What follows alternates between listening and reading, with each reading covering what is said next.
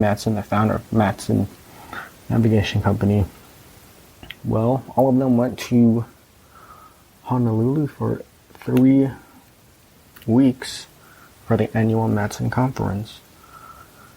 The famous New York architect Charles V. Wetmore was also there. He was also there. Wetmore had a great vision for this place. He stated, Honolulu is one of the wonder spots of the world. And it should have a hotel that is much of an attraction as the city itself. This is where partnership comes to play in. So Castle and Cook, Matson and Territorial Hotel Company successfully proposed a plan to build the Royal Hawaiian for $4 million. This includes 15 acres, 400 rooms on this beachfront property, and this would be leased by Bishop Estate.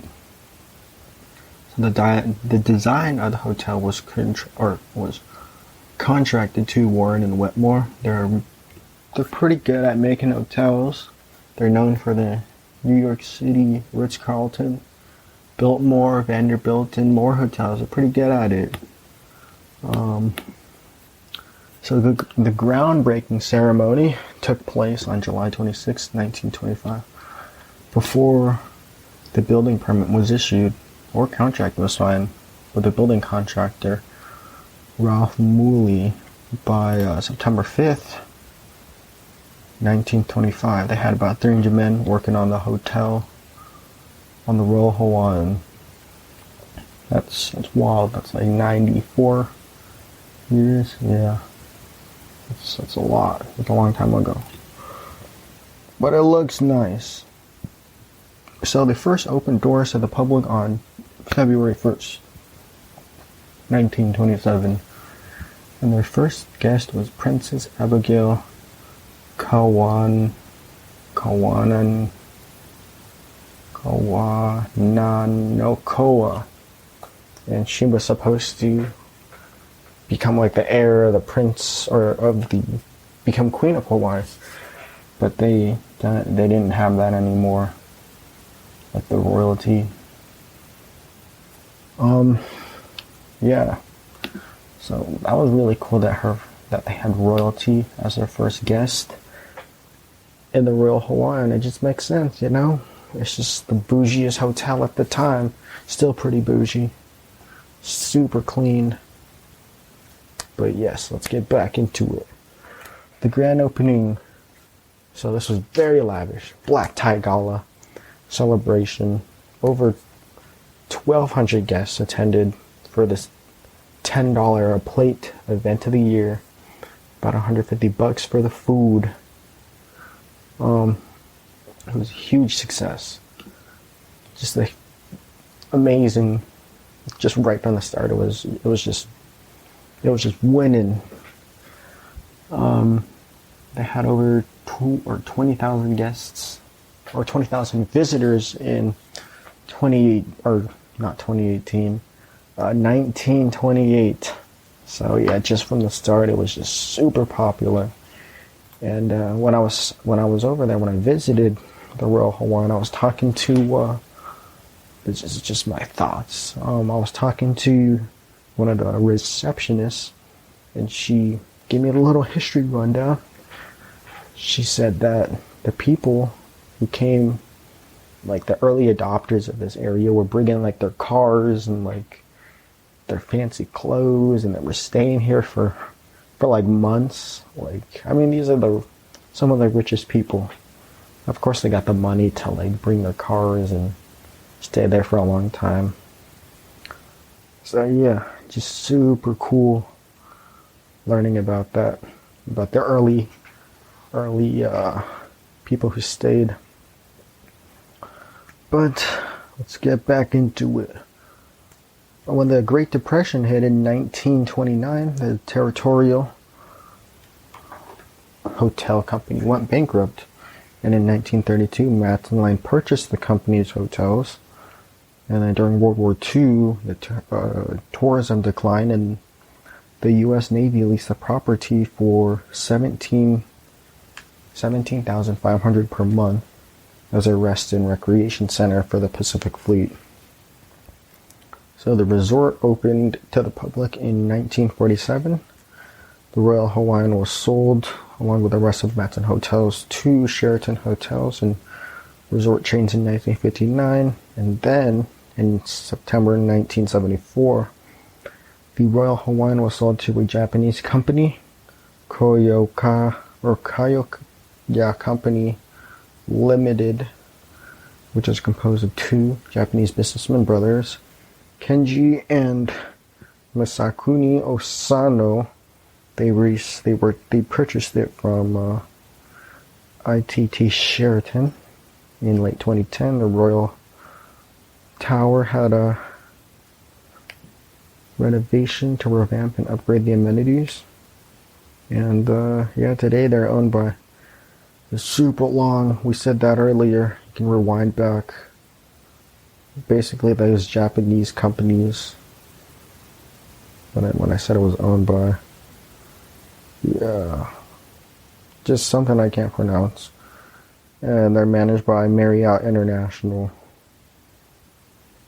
I'll try it. No, I won't try it. I won't try to pronounce it. It's too much. And let's go back to our thought questions. We finally came to the end. So half this, I'm just gonna say this. So half the podcast is just me trying to pronounce names.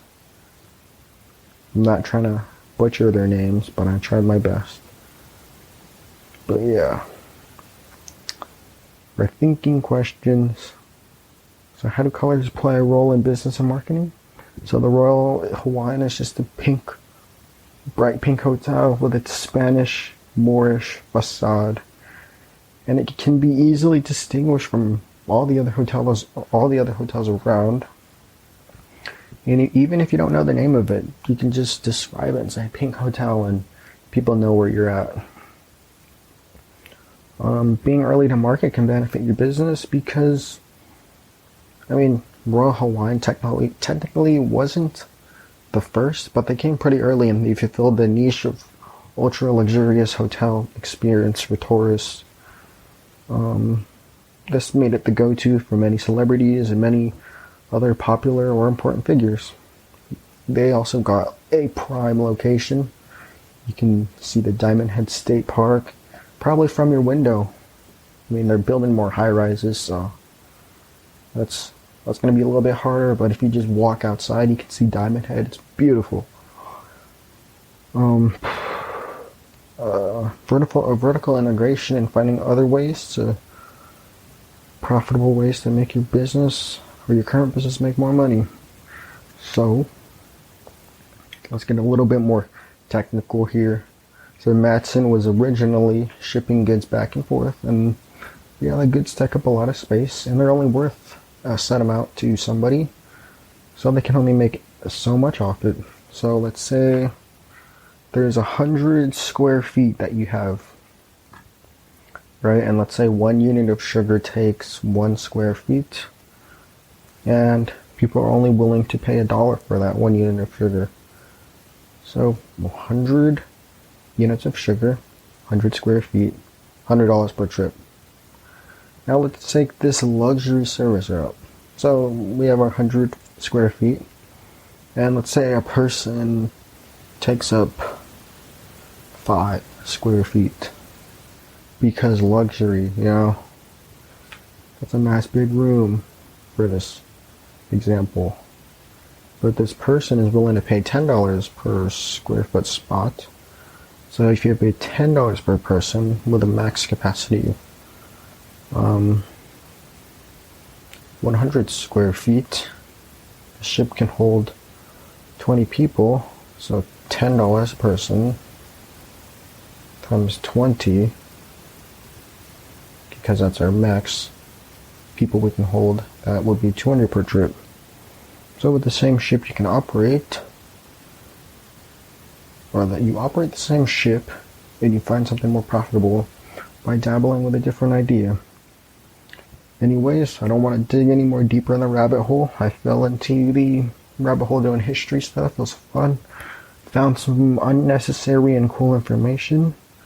Let's start off with some notable guests. They got the Duke.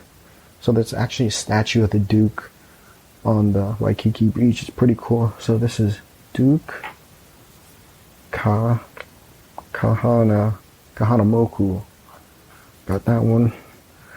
Was a 5-time medalist for the U.S. in swimming, and he popularized the sport of surfing to the world. Oh yeah, here we go. This is a fun one. So the Royal Hawaiian is actually in the Tony Hawk Underground video game. You can also see the Moana Surfrider Hotel as well. I'll link that video below. It's pretty sick. The person who's playing also played on sick difficulty too. So yeah, it's a very rich history. Share the podcast with, I don't know, one person.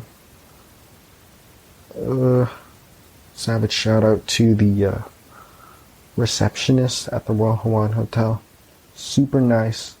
Everybody there super nice. Even at like 5 a.m.